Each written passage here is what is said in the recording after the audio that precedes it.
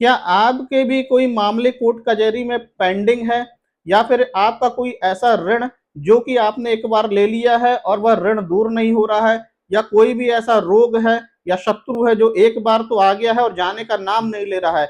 यदि ऐसा आपके साथ हो रहा है तो आप अपनी कुंडली में चेक करिए छठवें भाव को, क्योंकि ये कुंडली का जो छठा भाव है वो रोग का होता है, ऋण का होता है, शत्रु का होता है, कोर्ट कचहरी का होता है। यदि यह यहाँ का स्वामी या इसे भाव पे बैठा हुआ ग्रह पीड़ित हो जाए तो आपको इस तरह की वह परिस्थिति पैदा कर देता है। यदि आपको रोग हो जाए तो रोग जाने का नाम नहीं लेता। यदि कहीं कोर्ट कचहरी में विवाद हो जाए तो केस जो है कि लंबित ही रहा आता है, पेंडिंग पड़ा रहता है, वह उसका कोई सोल्यूशन ही नहीं रहता, या शत्रु इतने अधिक हावी हो जाते हैं कि आप उनसे परेशान हो जाते हैं। तो यदि आप कुंडली अपनी चेक करेंगे तो आपको जब आप देखेंगे कि छठे भाव का स्वामी या तो पीड़ित होगा, निर्बल होगा, किसी पापक ग्रह की दृष्टि में होगा, या अस्त होगा, या डिग्री वाइज कमजोर होगा, या फिर वहां पर बैठा हुआ ग्रह बहुत ही निर्बल होगा, कुछ ना कुछ ऐसा कारण होगा जिसकी वजह से आपको ये समस्याएं पैदा हो रही हैं। यदि आपके साथ ये समस्याएं हैं तो इसका मैं कुछ आपको उपाय बताता हूं, जिसको आप करेंगे तो आपको निश्चित तौर पर लाभ होगा। देखिए, रोग, ऋण और शत्रु से निपटने के लिए सबसे एक अच्छा उपाय है, आपने एक किताब का नाम सुना होगा जिसको कहते हैं दुर्गा सप्तशती।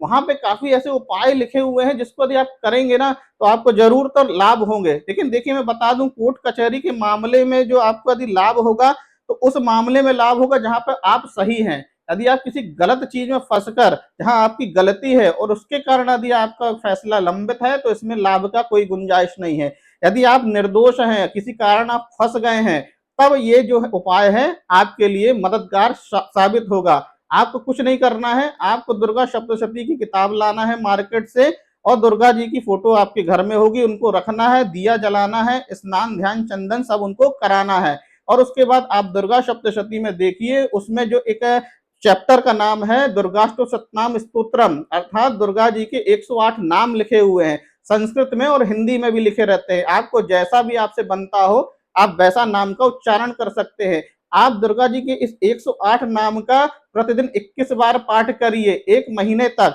तो आप देखेंगे कि आपकी जो समस्या है वो ऑटोमेटिक दूर हो जाएगी। आप रोज इनका पाठ करें और प्रतिदिन प्रार्थना करें कि इस तरह की जो समस्या आपके ऊपर आ गई है और ये समस्या जाने का नाम ही नहीं ले रही है, तो आप हमारे लिए उपाय सूचित करें। तो आप जब दुर्गा जी के सामने इस तरह की प्रार्थना करेंगे तो आप पाएंगे कि महीने भर में आपको अत्यंत ही लाभ होगा।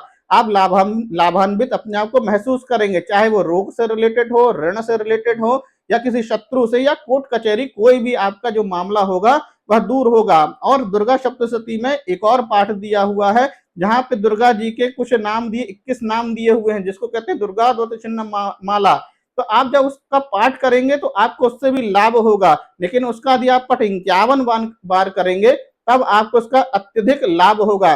नहीं तो जो मैंने 108 वाला जो नाम बताया है, आप उसको करते हैं तो वो भी आपको बेहतर परिणाम देगा, लेकिन आपको उसका पाठ प्रतिदिन 21 बार करना है और 1 महीने तक। और हो सके तो आप दुर्गा जी के एक साधारण मंत्र का भी जाप कर सकते हैं, ओम दुंग दुर्गाय नमः। ये मंत्र बड़ा ही सिद्ध मंत्र है।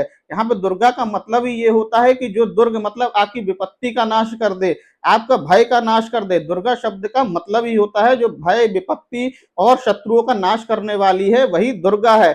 जब आप ओम दुम दुर्गाय नमः इस मंत्र का 108 बार जाप करेंगे तो देखिए आपको बेहतर परिणाम मिलेंगे और आप अपने आप को लाभान्वित महसूस करेंगे।